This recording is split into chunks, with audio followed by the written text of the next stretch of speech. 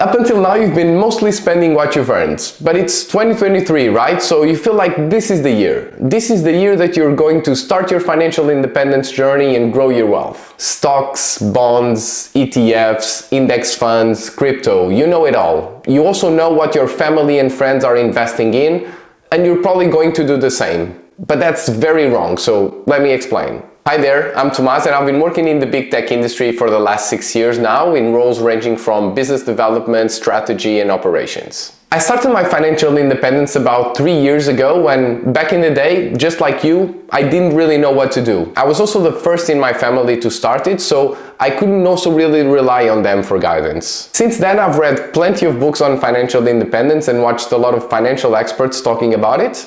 So today I'm happy to share the conclusions from that research and also my learnings from investing consistently for 3 years. The first and most important thing you need to do before you start investing is to build your emergency fund. An emergency fund should be a liquid sum of money that you don't touch unless something unexpected comes up. And what do I mean by liquid?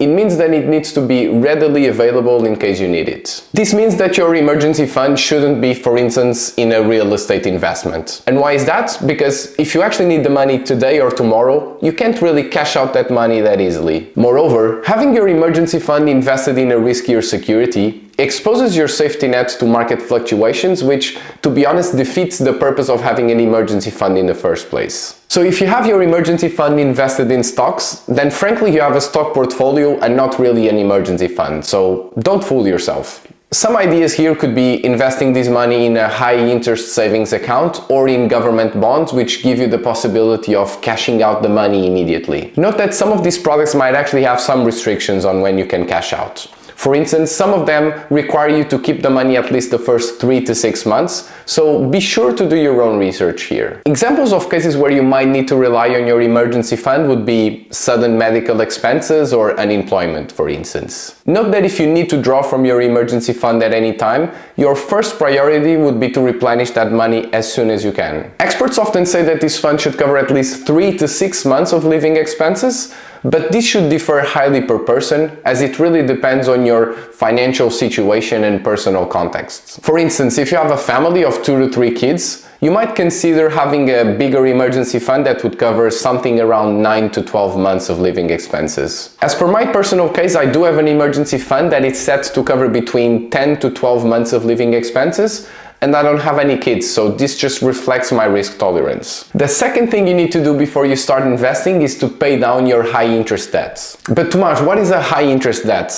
Generally speaking, it should be debts that have over 4% of interest rates. In all cases, you should make the minimum payments for all of your debts before paying down specific debts more quickly. There are 2 main methods of paying down debt. In the avalanche method, which is the first one, you start by paying the ones that have the highest interest rate first. This is the financially optimal way of paying down debts, as you're overall paying less money when compared to the second method, which is the snowball method. In the second method, which was popularized by Dave Ramsey, debts are paid down in order of balance size, starting with the smallest.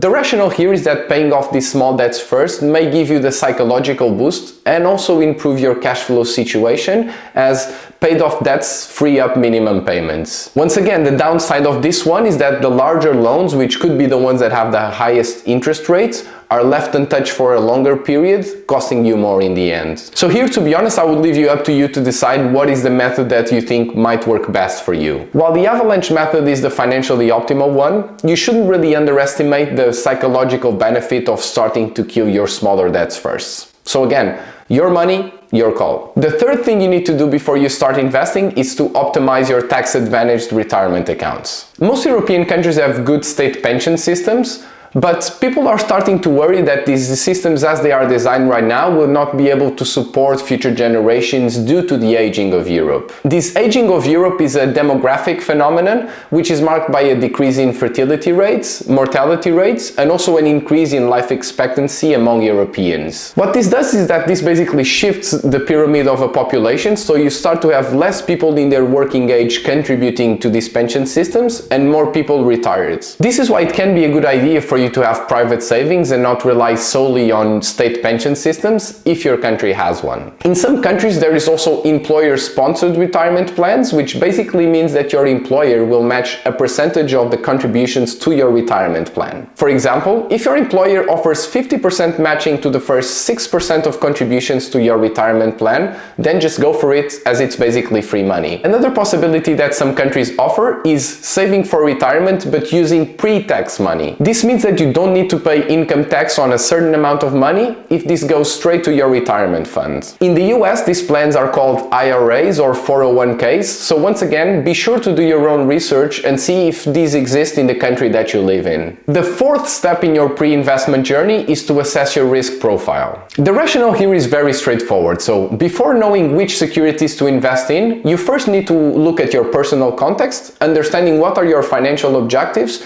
and then your tolerance to risk. Try to think of this assessment of your risk profile as those competency tests that you might have done in school to try to understand what you're good at and how this translates into a professional career. Generally, you can expect that securities with more volatility may bring higher rewards, but also the opposite can occur. So as you can see, it's really up to you to assess what is the right level of risk tolerance that you think you can bear in your investment journey. So basically, assessing your risk profile will ultimately help you better understand how each of the securities that exist in the market fit with your goals and risk tolerance. So now that you know your risk profile, it's time for the fifth step, which is to build your financial plan. This plan should provide a very honest and realistic look at your income streams, your expenses, and with that, how do these translate into a target savings rate that you want to commit to? This will help you set the rules of the game, but also keep you accountable on the execution, especially with the amounts of money that you've chosen to allocate to each of the securities that you've chosen to invest in. I've been doing financial plans since I started my financial independence journey about 3 years ago, and I can tell you that this has been instrumental to my ability to achieve my financial goals. If you want to hear more about my 2023 financial goals and plan,